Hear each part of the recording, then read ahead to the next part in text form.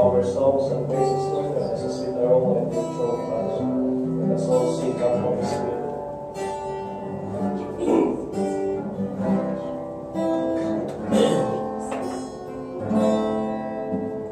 Come, Holy Spirit, fall on me now. I need your anointing, come in your power.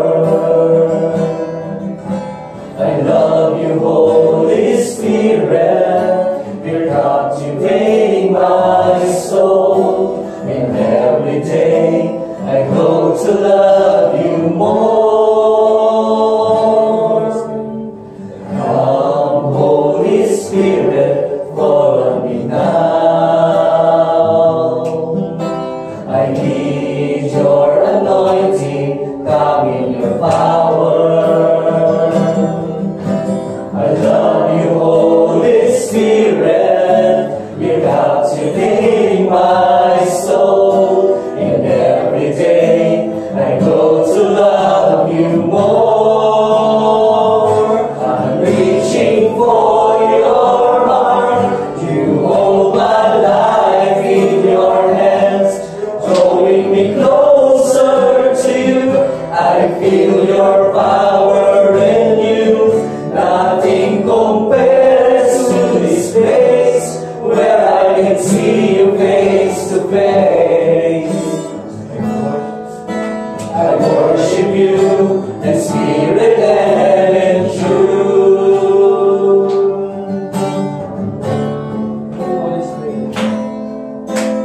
Come, Holy Spirit, fall on me now. I need your anointing, come in your power. I love you, Holy Spirit, you're captivating my soul. And every day I go to love you more. I'm reaching for your heart. You hold my life in your hands, drawing me closer to you. I feel your power in you. Nothing compares to this place where I can see you face to face. I worship you in spirit and in truth. I'm reaching for your heart. You hold my life in your hands, drawing me closer to you. I feel your power in you. Nothing compares to this place where I can see you face to face. I worship you in spirit and in truth. I worship you in spirit and in truth. I worship you in spirit and in truth.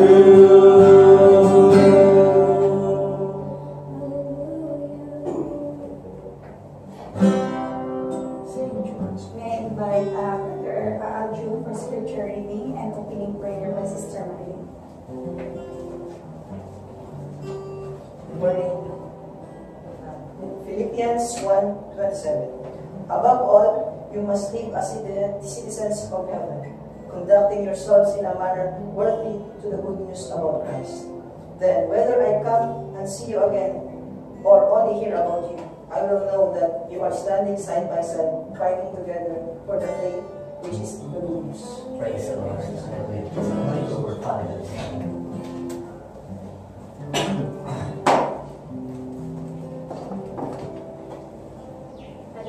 We still in the presence of the Lord. Let's bow our heads and let's come to pray.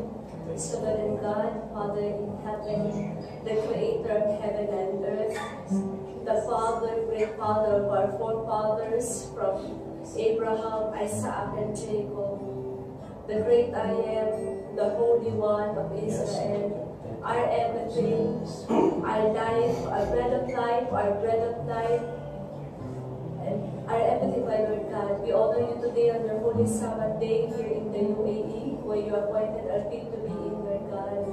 Father, we thank you and we honor you as this is the day you appointed for you to be praised, as every day you deserve our greatest thanksgiving in our lives, my God.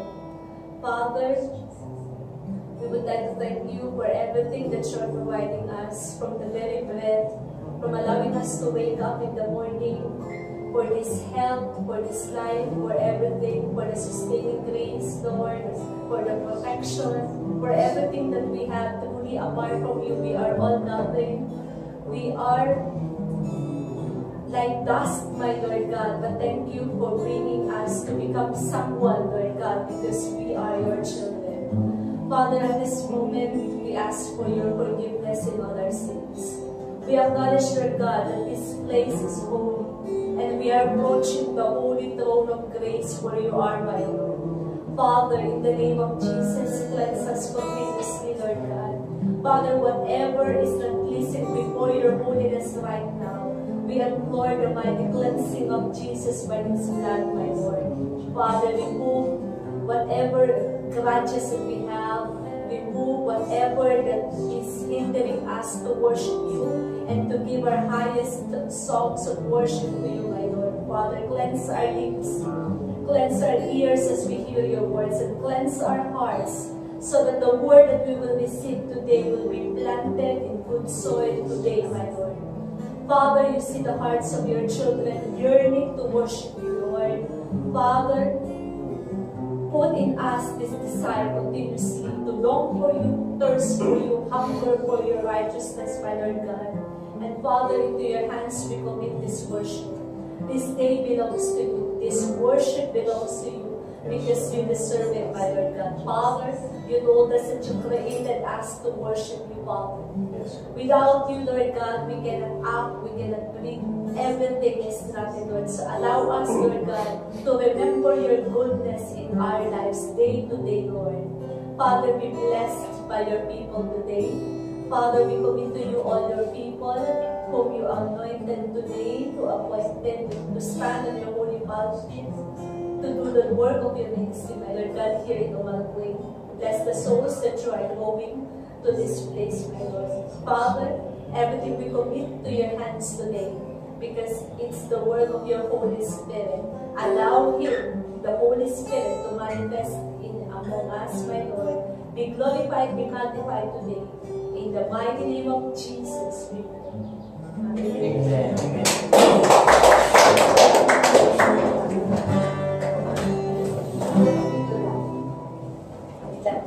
Bago kayo natin, ano po name niya? Angie and So before we come to our testimony part, let us acknowledge the presence of our newcomer, Sister Angie and Sister Lenore. Million angels are rejoicing right now because we have a new sisters with us.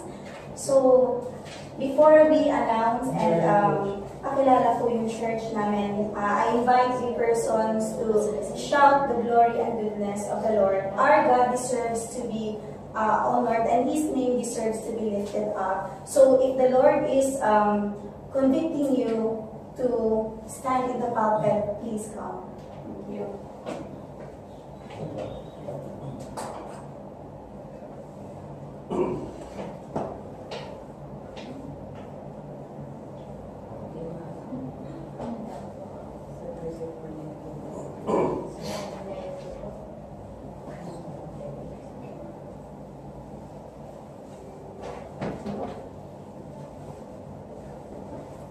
I believe we are blessed, right? Because the moment we wake up in the morning, that's the very wonderful blessings that we have from our God. So let us not be ashamed. If you want to speak in Tagalog or English, but if you can, do your best to speak in English, because we have an English brother with us. So please come. Thank you. Hallelujah. I would like to give shout to the Lord of what He does. Yesterday, Ate, when I was touched by the act that the Lord has put in the heart of the sister of a brother when they knew that they will be meeting the brethren in Christ. So automatically they give something. As you go for snacks like that and give something. You know, that act of letting the money go for your snacks, it's not only human heart, it's the heart of God that touches the person to give something for fellow brethren. So praise the Lord for that generosity. We are declaring that it will go back to that person more than what she expects. The Lord's heart is touched. And we are claiming that one day she will be, along with the money, more than that, and she herself be part of this worship. We just thank the Lord that really God is alive to the people that He is touching.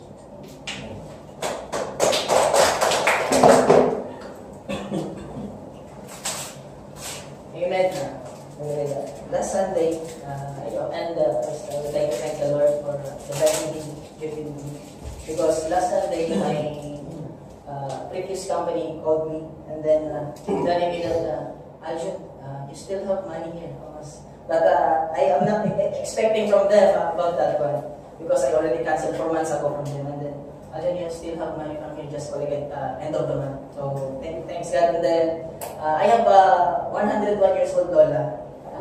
And then, I'm angry about my aunties and because they just letting her lie down like that. They didn't even buy her a wheelchair to go around. So I made a group and then I asked them that, what are you doing? So I'm angry to them, but thanks God that they were touched by the Lord, and then right now they are already giving her some medical support like that, and then go to the government for DSWD for assistance like that. And then praise the Lord. Amen.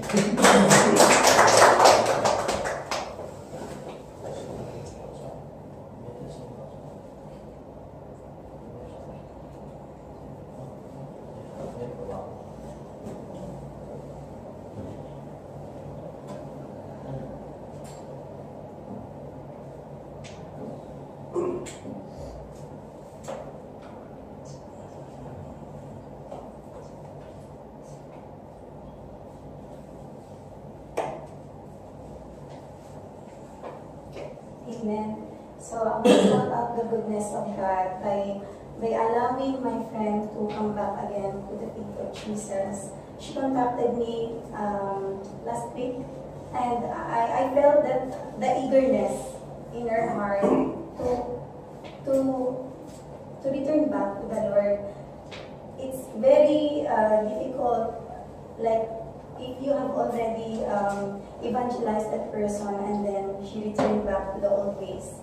But I really praise God for the courage, for the encouragement, for the word of God, because He's always reminding me that do not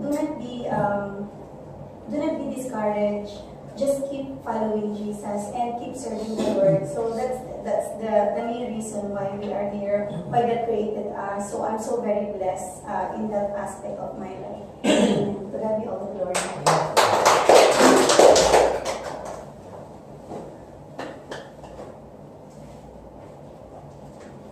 I think that's enough for the day, for the Thanksgiving. If you have another Thanksgiving, you can share it the next week. So now, Sister Angie and Sister Lenore, our church is Jesus Stream of Blessings. We believe in the Father, Son, and Holy Spirit from Genesis to Revelation. And we believe that the Lord is the Alpha and the Omega. And He is our salvation. And in Him there is eternal life. So we have churches in 7 Emirates, in Dubai, Sharjah, Abu Dhabi, Al Quwain, Ras Al Khaimah, and Fujairah. So that's the Lord moves in all nations. He will not let His people to be stagnant. He will not let His words to be kept only in just one person's heart. He wants His words to be shouted out because He owns everything in this world. Without Him, we are nothing. So, and then Our faith, it will only grow if we hear the words of the Lord. It says in Romans chapter 10 verse 17 that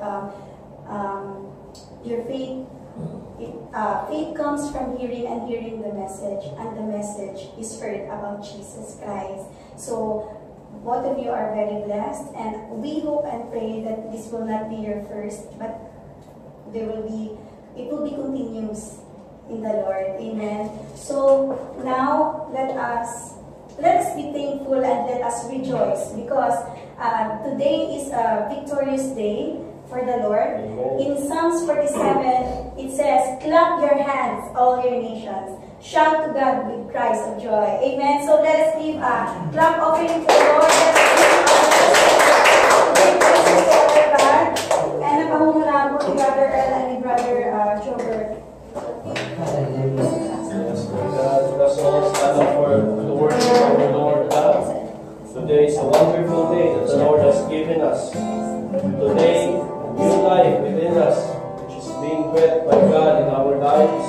You know, napakalaking blessing na magising tayo sa umaga, mga kapatid, at makakilos, makagalaw, magawa ang mga nangis natin.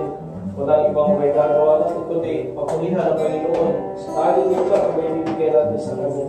Lord, may you accept our praise and worship, Lord God, as pleasing aroma and your throne, Father. Here's your children, Lord God, declaring your praise, Father.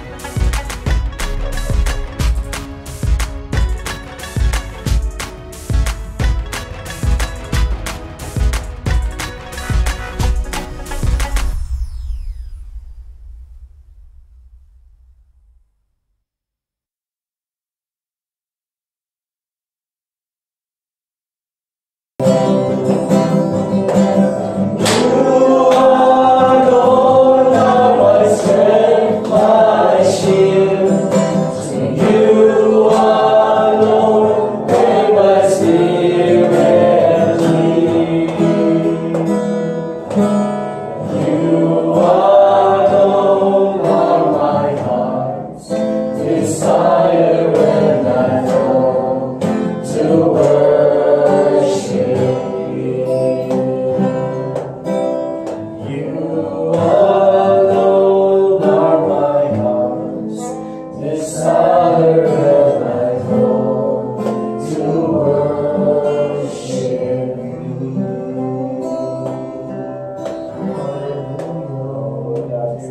worship you, Father.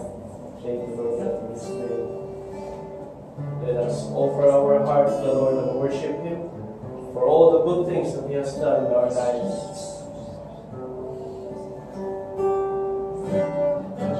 Light of the world, you step down into darkness. Open my eyes, let me see beauty that made this heart adore you. Hope of a life spent with you. Here I am to worship. Here I am to bow down. Here I am to say that you're my God. You're altogether lovely, altogether worthy, altogether wonderful to me.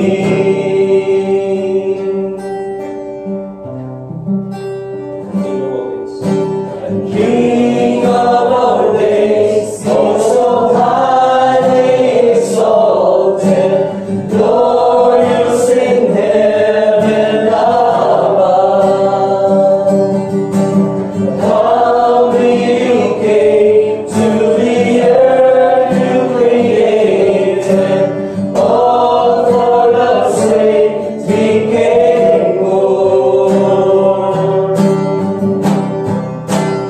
Here I am to worship, here I am to bow down, here I am to say that you're my God.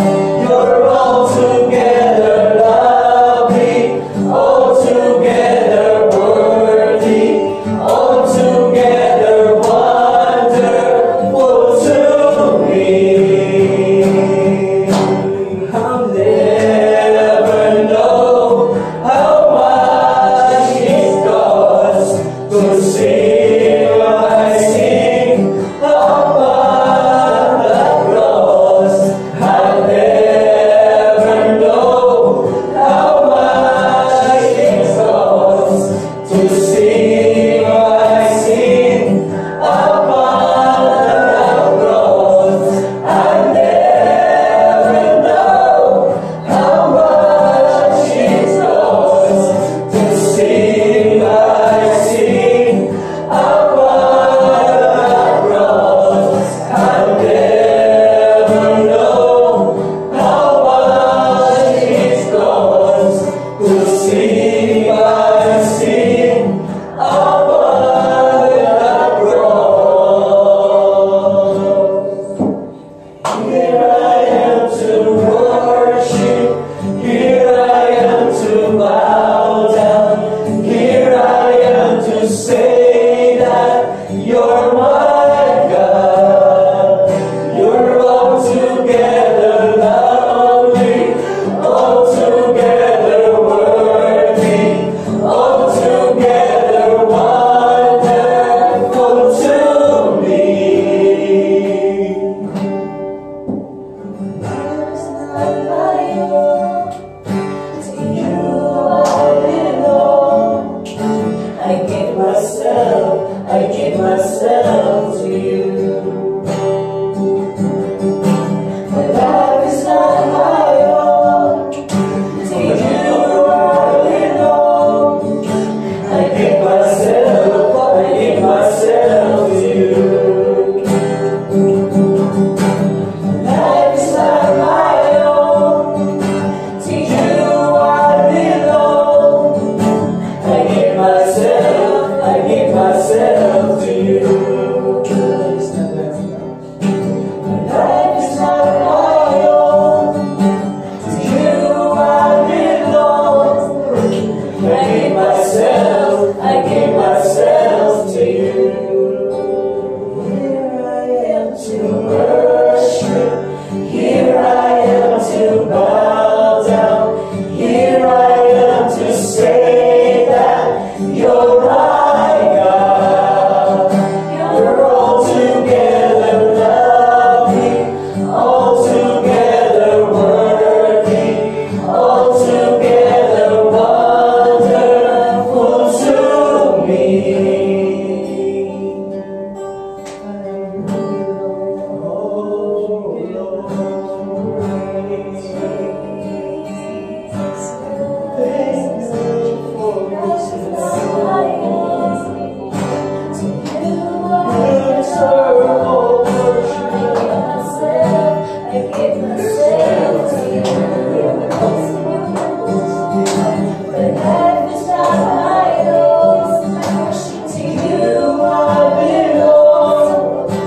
I give myself to you. Thank you, Lord God, for this day. Lord, utang po namin sa iyo, Lord God, aming buhay. Our life, Lord God, we owe to you, Lord. Father, you said in your words that you are the reason why we breathe, oh God. You are the reason why we are alive, Father. It is you who is the source of life that is giving us life every day, Lord God. Lord, thank you for your loving mercy that endures forever. Lord, thank you for never leaving us, for never forsaking us, Father. Lord, forgive us our sins, Lord God. May we stand blameless before you, Lord. Wash us with your precious blood, oh Jesus. Lord, thank you for this wonderful day. Thank you for Holy Spirit, Lord God, that you have given all of us to continuously guide us, Lord, and to help us every day in our lives, Father. Lord, thank you for opening up the floodgates of heaven, to blessing us, Lord God, to pouring us, Lord, all the goodness that you are planning in our life, Father. Lord, thank you for your wonderful plan in our lives. Thank you, Lord God, for giving us hope. Thank you, Lord God, for giving us, Father, the freedom, Lord God, to love you and to serve you, Lord God, and to give you praise and worship you in all the days of our life, Father. Lord, thank you, Lord God. Thank you, Lord God. And this is all our prayers. Praise and worship, O Lord. We offer up into your mighty hands, Father. This we pray in Jesus' name. Amen and amen.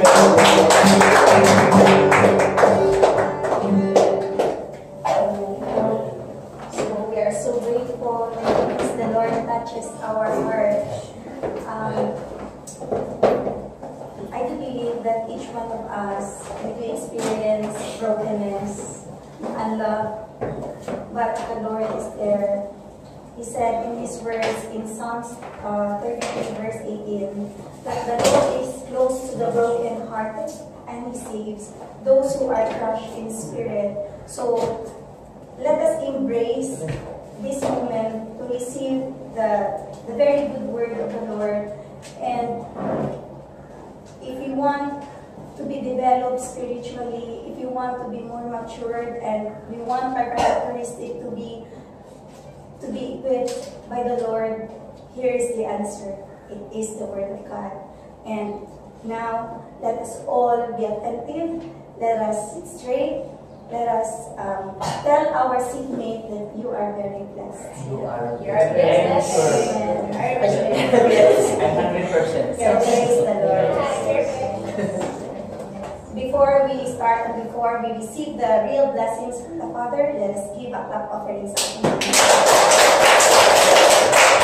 I invite the mighty servant of the Lord, the one who encouraged my life. Actually, both of them, Sister Maria and Brother Earl, their presence a big impact in my life, especially in my walking sa Panginoon. Amen. So, this is for God's glory alone. Amen. We want to lift up the name of Jesus. So, Brother Earl, please take the floor. Praise the Lord. Praise God. So, join me in a short prayer. Heavenly Father, thank you for this day. Lord, we will never stop thanking you, Lord. For your grace is sufficient, Father. Lord, we know, nagkakamali pa kami, Panginoon. Marami kaming shortcomings. We have lots of shortcomings in our lives, Lord. But your grace is sufficient enough for us, Father. Thank you for always being with us. And Lord, let your Holy Spirit move in the midst of this place, Father of God, that whatever words that will be uttered in my mouth, Father, let it bring glory into your name. This we pray in Jesus' name. So, how's everyone? Kumusta ang lahat, mga kapatid? Napakabait ng Panginoon. The Lord is so good and faithful that He gathered us here in Nagkuing. At as you can see, the church is small. And we just started. Actually, it is 1 year already. But the thing is, the journey for that 1 year, as we put up the place, we You know, as we planned, hindi madali siya. It's not easy. But I praise God, here we are now. It's slowly growing. The Lord is with us. The presence of the Lord is with us. And He is always there to teach us. He's always there to guide us in every day of our lives. So, my dear brothers and sisters, the verse that we have today, it comes from Philippians chapter 1, verse 27. Sabi dito, no? Whatever happened, kahit anong mangyari, conduct yourself in a manner worthy of the gospel of Christ. Then, whether I come and see you or only hear about you in my absence, I will know that you stand firm in the one spirit, striving together as one for the faith of the gospel, without being frightened in any way by those who oppose you.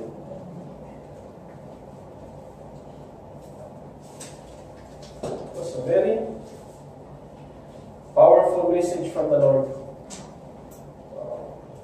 I cannot contain myself every time I hear this word.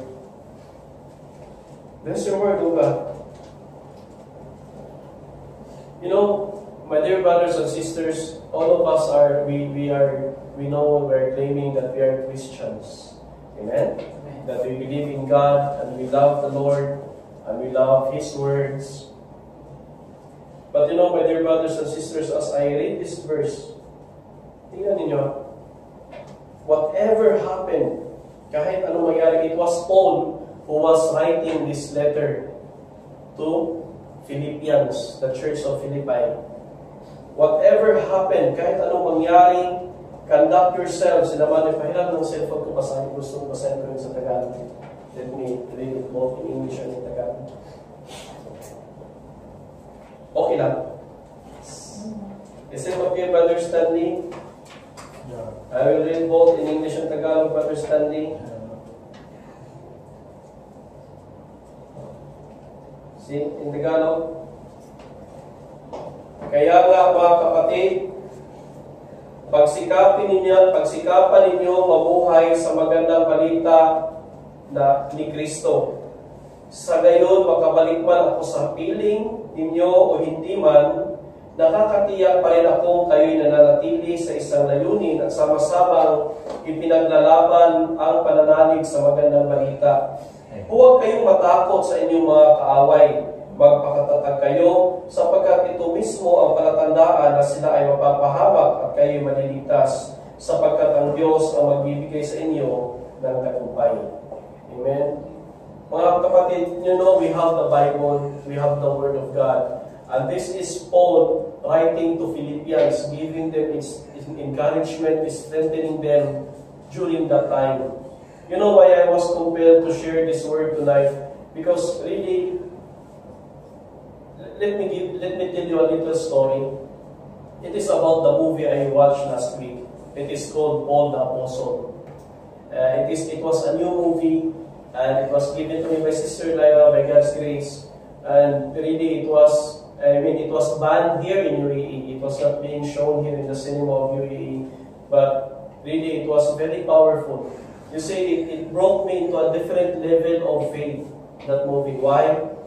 Before, I was just reading the Word of God. I understand it, and I put it in my heart. But I never really understood how it came to my hand. You know, kung paano dumating sa ating mga kamay ang salita ng Diyos na ito, hindi ko lubusang naintindihan kung ano ang mga nangyari. You see, tingnan niyo mga kapatid, look at this. When Paul was writing this letter, most of the time, he was in jail. He was in prison. Kaya sabi nga ni Paul, whether I come to see you or not, hindi siya sigurado kung makikita niya, makakabalik pa siya, makakapunta sa mga tao na pinapadalhan na ng liham. Isipin yung sarili niyo. Imagine yourself. You are sitting inside a prison and you are writing the Word of God. And the reason why you are being thrown into jail, it is because of the Word of God. Yun yung reason, ba't ka nandun sa prisuhan? Dahil nagsusulat ka, nagtuturo ka ng mga salita ng Diyos at galit yung mga government, mga Pharisee, yung Rome, yung galit sila sa pagtuturo ng parang bagong doktrina para sa kanila that time. So yung Word of God that time, tinitake nila as parang kulto. Amen? Kaya tinapon nila, they throw Paul into prison. And here it is Paul, so brave enough and so encouraged that even in prison, he is writing the Word of God. Ngayon, the question is, since na nakulong si Paul, since Paul was being in prison because of the Word of God, do you think it is that easy to let this letter go out of prison to be distributed to the people? Hindi ganun kadali. It was not easy kung paano nailabas yung sulat na yun, kung paano binitbit ang sulat na yun para mabasa ng mga tao. It was not easy. Buhay ang kapalit. Kung paano nila ipinuslip yung mga salita ng Diyos, buhay ang kapalit noon. I mean, tapos yung mga tao, the people in the Philippi, the people in Rome, they are in the midst of persecution. You see mga kapatid, no? As a Christian, lumalapit tayo sa Panginoon sa ating mga problema.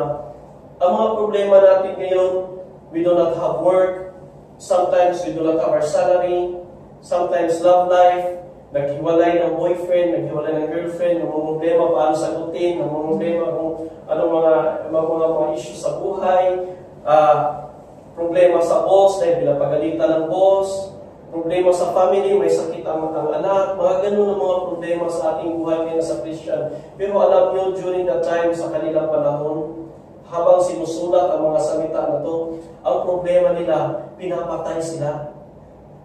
And imagine if you are a Christian during that time, at isa ka doon sa ang kapatid mo was being raped by the Roman soldiers, ang nanay mo, it was being beheaded, ang tatay mo, it was being burned alive, and here you are saying, I love the Lord.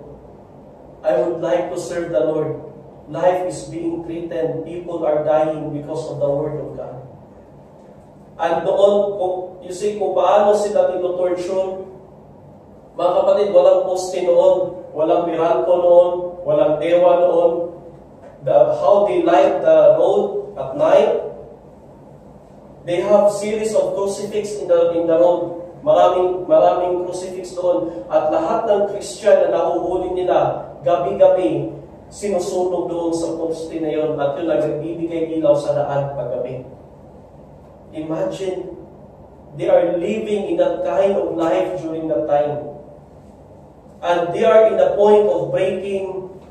At lagi nasasabing, kailan darating ang liham ni Paul? Kailan darating ang sulat nila upang malaman natin kung ano, what's the will of the Lord?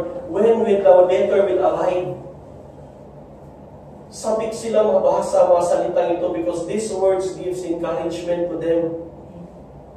Ito mga salitang ito ang nagpapatatag sa kanilang sarili. Ito mga salitang ito nagpapatatag sa kanilang mga puso so that they can survive the torment, they can survive the persecution. Imagine, in part of that movie, it was being shown like they have this letter being brought by Luke. Then, sabi ni Luke, he needs to send it to, I think, to Caesarea, or I forgot the name of that place, but nandun sa Rome. Sabi nila, but the thing is, before we can deliver this letter, we have to pass in a certain border where there is checking at napakakapal ng guards. So takot sila, they are afraid to deliver this letter to that place because of that border. Then here it is, one child, he presented himself, he said, let me bring the letter then, because I am a child, they will think of me as an orphan, maybe they will not check me. So yung bata yun, he's the one who's carrying the letter. But you know what happened? The body of the child was being brought back to them without his eyes and dead. Imagine, mga kapatid, no? I mean, dito kasi, here in the Bible, it was not being mentioned how it is being delivered, how it is being, how it came to be, paano siya naging Biblia, hindi sinabi. But, if you can imagine the persecution during that time, so that the words of God will be delivered to people, really hindi ganun kadali. And here it is now sa ating buhay. During this time, the Bible is available. The Bible is in iPhone application, in our cell phone. Everywhere we can buy Bible sa mga churches dito sa UAE. The Word of God is here. thousands of people died. Not only Jesus. Jesus died for this word. People, thousands of people are dying for this word. Ganun nila kamahal ang salitang ito. And I am encouraging you, my dear brothers and sisters, let us start reading the Word of God. Let us be encouraged in the Word of God. You see, Romans chapter 10 verse 17, ito yung sabi sa Romans chapter 10 verse 17, that Amen. Sabi, consequently, faith comes from hearing the message. During the time, in their persecution, during the time that yung mga tao was, really their heart was devastated, the only thing they have is faith. And it says here, faith comes from hearing the message. That's why, ganun na lang sila nananabig sa mga salita na matatanggap nila galing sa Lord, galing sa mga apostle, because faith comes from hearing the message doon nagsisimula ang pananampalataya. And the message is heard through the word of Jesus Christ. Amen? Importante yung salita ni Lord na nasa Biblia, mga kapatid, so that our faith will be increased. Dito natin malalaman yung mga promises ni Lord. Dito natin malalaman kung gaano tayo kamahal ni Lord. You see, when I started becoming a Christian, it was a different story. I did not go to church. I did not attend the Bible study because I would like to know the Lord. No, it was not like that. Noong nagsimula ako bilang Christian, na-challenge ako doon sa pastor na nagtuturo kasi napakagaling ng pastor. And every time na pag nagtatanong ako sa kanya, every time I ask him a question, always galing sa Bible yung kanyang binibigay na sagot. Brother Earl, basa. Kuya Earl, basa. I mean, always ganoon. Alam mo, parang ganyan, no? Alam mo, napakadumi ng bahay natin, ito, bla bla bla, ganyan. Sabi niya, sige, basa. Kasi nasa Bible din yun, pagiging malinis sa bahay. Basa mo, Lord. Basa, ayaw nga, no? Ayaw pala ni Lord na gano'n, ba? Madudumi yung mga, nagkakalat yung mga Kristiyano. So, doon ako nag-challenge sa kanya. I was challenged by his knowledge. But really, that challenge was not in the right way. Because for me, I was thinking like, okay, babasahin ko ang Bible so that one day I can debate with you. That was my heart. Hindi ko pa kilala, sir. Gusto ko makipag-debate sa kanya. Kasi, every time that he throws me a message, it was not pleasing. It was masakit eh. Masakit yung salita ni Lord na natatanggap ko. So maybe his intention was to encourage me, but when I received the message, so that, grabe naman, may habang naman ang tao ito, may tanong lang yan, ang sakit mong sagot. So I was like, okay, I will debate you. Then I started opening the Bible. That was the first time I opened the Bible. And it was very fresh, nakapakpak. Sabi ko kay Sister Marlene, Sister Marlene, can I have your Bible? Okay, ito ba na yung pagtingin ko, nakabahan ko yung Bible na kasi naka-plastic pa na seal. When I opened it, that was the first time. When I searched the Google, okay, which part of the Bible should I start? Sabi ng Google, you should start at John. So I started John. When I started with the book of John, I was thinking, sabi ko, Lord, hindi ko akalain dito kung pala kami kamahal. Lord, I did not know this is how much you love us. This is what you did for us. These are your promises, Lord. And really, when I was reading the Word, it's like the Word was speaking in my heart. At my intention na libatihin si Brother Robin, sabi ko, sorry Lord, hindi pala ganon. I was changed by the Word of God. And I truly believe that you will be encouraged as well. If you are suffering, if you are facing troubles, trials in life, if meron kayong mga broken relationships sa family, if yung mga anak ninyo is matitigas sa ulo, at pabigat sa mga balikat ninyo, the Word of God can change them. The Word of God can change your life. It can change our life. So whatever happened, kahit anong mangyari, sabi ni Lord, let us conduct ourselves worthy of the gospel. The gospel means the word of God. Worthy of the word of God that we receive. Amen? Mamuhay tayo na kalugod-lugod sa Panginoon. Ano ba yung mga kalugod-lugod sa Panginoon? Tingnan nyo ha. Sa Philippians chapter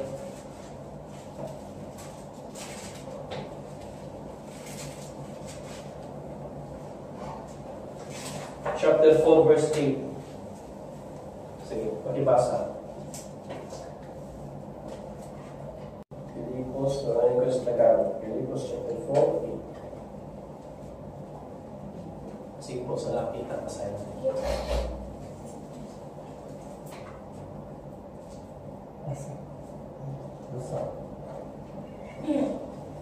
Philippians chapter 4 verse 8.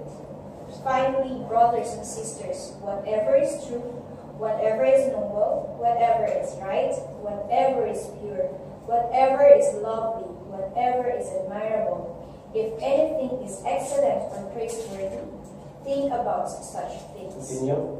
Whatever you have learned, or received, or heard from me, or seen in me, put it into practice, and the God of peace will be with you. Yes, praise the Lord. O, Tagalog.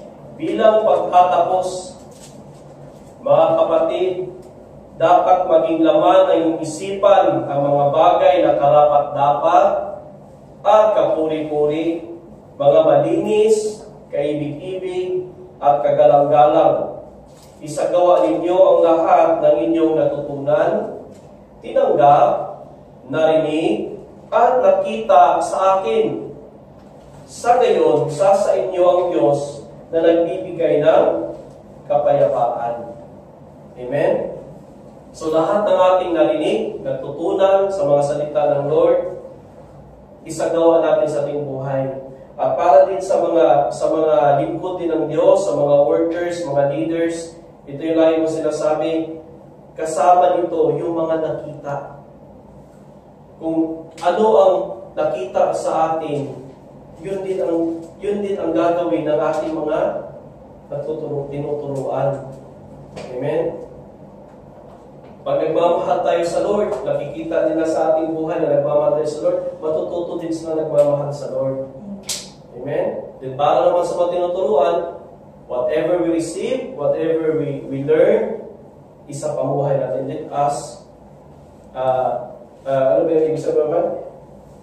Put it into practice, sabi ito, put it into practice, and God of peace will be with you.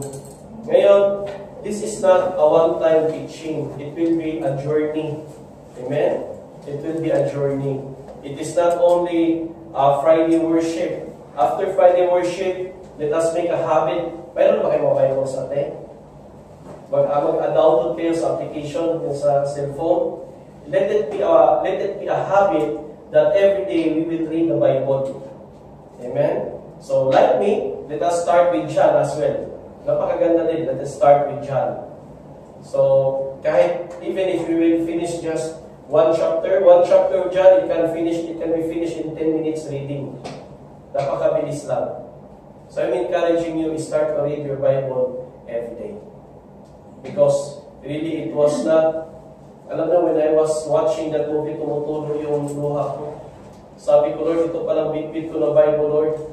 Hindi ko lang buhay ang binuwis mo dito, Lord. Kasama pa yung mga tao na ginamit mo, Lord, upang mabuo ang Bible na ito. Ang dami ng buwis ng buhay sa mga salitang ito para madala lang itong mga salitang ito. Grabe. Tumutulong, nagkamali na lang ako dahil pinanood ko sa opisina. Wala kaming cubicle, open lahat. Kaya nung di ko mapigilan tumulong na lang ako, nagtago ko sa monitor kasi grabe it was really, sabi ko, Lord, ngayon ko lang naintindihan, Lord God, how your word was being kept, Lord, for the past 2,000 years. And you know, my dear brothers and sisters, this Bible was first written in Hebrew. Then it was translated into Latin. Then after being translated into Latin, there is one person na naglakas loob to translate it into German. And it was Martin Luther. But by the time that it was translated into German, because German is a common language, different language was being translated. English, Filipino, Tagalog, lahat na. And you know how it took, what was the cost of it? When this person translated the Bible into German, and it was being distributed to many people during that time, marami ng tao nagkakuha ng Bible. Mayroong tinatawag, there was part of the history which was called the Great Acquisition. Ay, ibig sabihin ng the Great Acquisition, yung acquire, pagkuhang muli. Amen? The Great Acquisition, it was being done by Rome. Lahat ng tao na magmamayari ng Bible, kino-confiscate ang Bible, and pinapatay din sila. During that history, 600,000 Christians were being slaughtered, tortured, raped, killed, because of having the Word of God. At kung meron man tayong Bible ngayon, lahat yun utang natin sa kanila lahat. Nagsimula kay Kristo, bumaba sa mga apostles, dumating sa mga unang disipulo, and so on and so forth. Utang natin sa kanilang lahat. This Word of God, buhay ang katumbas nito. At buhay din ang ibibigay nito sa mga tao na magnanais sa unod sa mga sinasabi ng ating Panginoon. Amen? So I'm encouraging you, love your Bible. Love the Word of God. Not just knowing it, but living it. Isa pamuhay natin. Amen? To God be all the glory. Pinabalik ko na po kay Pastor Archie ng ating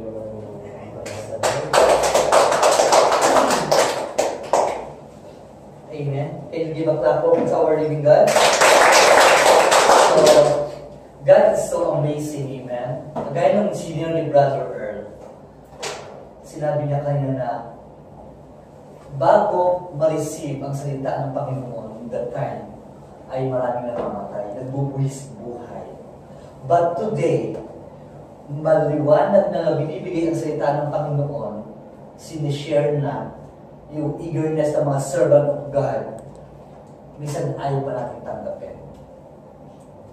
Sino din nakakita minsan sa bus, sa Pilipinas, di ba yung mga nag-mission, halos nagkakandara pa, natutumba, para maipahayag ang salita ng Panginoon. Pero minsan ang ibang tao, hindi pa pinapansin. So now, napag-aralan natin gaano ka-importante ang Word of God. At may sinabi dito, si Joshua. Joshua 1:9. Pakibasa. Sabi sa Joshua 1:9, pakibasa ng maliwanag, unti-unti, para maintindihan po natin. Joshua 1:9. Sa English or sa Tagalogin ko? Joshua 1:9. Have I not commanded you? Be strong and courageous. Do not be afraid. Joshua 1:9. Meditate the word. Meditate. 1. Joshua 1:8. Keep this book of law always on your lips. Meditate on it day and night, so that you may be careful to do everything written in it, that you will be prosperous and successful. Amen. So, naintindihan po natin. Sabi, meditate the word of God day and night. So, ganun pala kahalaga yung salita ng Panginoon. Kagaya ng sinabi ni Brother Earl, ito ay simpleng gawa na tinasik sa atin at bibigay sa atin, pero buhay siya. Hindi natin pwedeng isnabin. Hindi natin pwedeng baliwalamin. Dahil sabi, meditate the word of God day and night. Sabi sa Tagalog, huwag mong kakaligtaan, basahin ang aklat na iyon, dinidilihin mo iyon araw at gabi upang matupad mo ang lahat ng nasusunod doon, sa gayoy, giginhawa at pagtatagumpay ka. So may kaakibat na pagtatagumpay at ginhawa. So, ganun tayo binabago ng Word of God. Sa ganung bagay tayo binabago ng salita ng Panginoon. Kagaya ng sinabi din Brother Earl, masakit. Although nararamdaman natin ang sakit pag tumatama sa puso at isipan natin. Dahil ang Panginoon na ating pinaglilingkuran at ang ating Panginoon na sinusunod, mahal tayo. Kaya tayo nasasaktan, kaya tayo napukurot yung puso natin dahil nais ng Diyos na i-correct o itama yung buhay ng bawat isa sa atin. Lahat naman tayo, we are all sinner. Lahat tayo ay mga nagkasala. But sa habag at awak ng Diyos, tayong lahat ay binigyan ng pagkakataon na makabalik sa Kanya. At para tayong lahat, kaya nga diba, naririto yung mga team ng JSBC Human to evangelize people para ihatid ang mabuting ebanghelyo na salita ng Panginoon, to spread the gospel here in Humalwin. Kaya when I saw na ate, si dalawang to, sabi ko kagad kay Sister Marlene, bantayan mo yung dalawang nasa loob ng alahasan. Nasa alahas ko ngayon yung sabihin na ng mga alahas. Then, my heart is full of joy when sinabi na, okay, atin kami bukas. Ang conviction kaagad, nandoon kaagad. Actually, ate, sa dalawang kapatid natin, unang gawin po namin ang tulog dito sa church natin. At kayo yung unang bunga ng pag-evangelize namin ng Thursday night sa Humalwin. Kaya, we are be thankful to our God dahil pinunlakan ninyo ang imbitasyon ng ating Panginoon. Tanungin ko lang po kayo natin, nakakakate na po ba kayo dati pa sa Pilipinas? Born again na kayo? Before sa bahay, pumunta sila. Okay.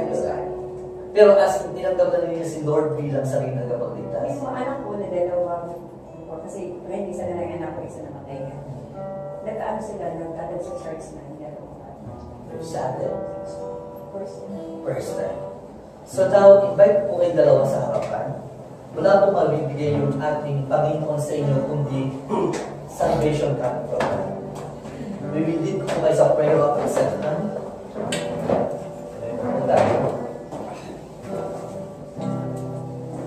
So, ito pong church natin, SBC, Jesus Name of Blessing, ay walang ibibigay sa inyo kundi ang salvation coming from God. Amen. Tanungin ko po kayo, are you willing to accept Jesus Christ as Lord, as personal Savior in your life? Taas ko natin natin dalawang kamay, pag-pray po kayo. Sundan niyo po ako. Panginoon, sunod po ay Panginoon, sumusuko po ako sa inyo. Tinatanggap kita bilang sarili tagapagligtas ng aming buhay. Panginoon, patawarin po ninyo ako sa aking nagawang kasalanan. Buhay ko ako'y bata pa hanggang sa kasalukuyan. Panginoon, ituro mo sa akin ang tamang daan upang makasunod sa iyo. Salamat, Panginoon. This is we pray. Amen. Yan we pray. Dakilang Diyos, muli ay narinito ang dalawang anak mo na tinanggap ka bilang sarili tagapagligtas ng kanilang buhay. Ilista po niyo, Panginoon, ang kanilang pangalan sa aklat ng buhay upang sa ganun, Panginoon, ay makasama namin sila, Panginoon, sa pagpupuri, pananambahan sa Espiritu at katotohanan. Dakilang Diyos, anuman ang kailang trabaho sa ngayon, Panginoon, lagi mo silang iingatan. The protection na nanggagaling sa iyo, Panginoon, kasama ng kanyang pamilya, ng kanyang mga pamilya, mga mahal sa buhay, Panginoon, ingatan mo ang aming dalawang kapatid sa Panginoon. Kaya dakilang Diyos, salamat, Panginoon, sa dalawang kaluluwang ito na nagbalik loob sa iyo, Panginoon, at naniniwala kami, O God, na libo-libong anghel ang nagtutuwa sa mga oras na ito dahil may dalawang anak mo na sumuko at tinanggap ka bilang sariling tagapagligtas ng kanilang buhay. Kaya dakilang Diyos, pagpalain mo kayo ng buhay, Panginoon. At nawa dakilang Diyos, the protection at anuman ang kailang mga pangangailangan sa mga oras na ito, the healing, the financial breakthrough sa kailang pamilya, sa kailang trabaho, ay silpanan ka na ito ay ipagkakaloob mo sa kanila dahil, Panginoon, anak mo sila, Panginoon. Kaya dakilang Diyos, salamat, Panginoon. This is we pray in Jesus' name. Amen and amen.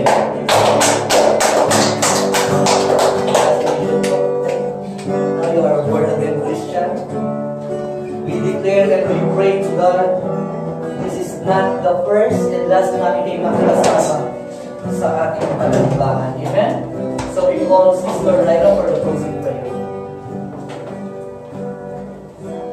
Let us welcome you in the presence of our Lord Jesus Christ, who deserves the praises, who deserves the highest honor. Lord God, thank you, Jesus, for revealing to us today when you want us to become Mother, for revealing to us today what is the worth of your word, Father God. What is the word, Father God, of everything that we are doing today. Lord, thank you, Jesus, for the immeasurable love that you have given to us. Jesus, truly, this life that we are doing is nothing to compare, Father God, to those people, Father, who you sent before us. Lord, thank you for the love. Thank you for this unfailing love that you have given to us. And Jesus, thank you for allowing us to realize how much you have loved us and have been loving us and how much you will love us more. God, thank you for giving us your life, and thank you, Jesus, for renewing our lives. And thank you, Lord God, for all the encouragement that we have heard today. Lord God, all these broken hearts, Father, Lord, we surrender it to you. Lord, you alone can bring us, Father God, to the glory that you want us to have. Lord Jesus, we commit to you everything. Lord, thank you for starting, Lord God, here in the Malquay, Father. Yes. Thank you for the life of our two sisters, Father, that you have brought, Father, today. Panginoon, whatever the desire of their hearts, Lord Jesus, let your will be done. Same here, Father God, to your church in the Malquay. Continue, Father God, to anoint our pastor, our chief. Continue, Father God, to give wisdom to our teachers, Ate Marlene, and to your real Father God. Thank you, Father. And Lord, continue to give strength and courage to our transport ministry. Lord God, continue to give the gift of music, Father God, to our music team. Kuya Jobert, Father, and my Lord, I am asking in your name, Father God, that you will bring us more workers, Father God. Equip us skillfully, Father, and Lord, let your Holy Spirit always be moving in this place, Father. Cover this place, Father God, with your most precious blood. And Lord, from this day, Father God, we commit our lives to you. As we have sung the song, Father, this life is no longer ours, Father God.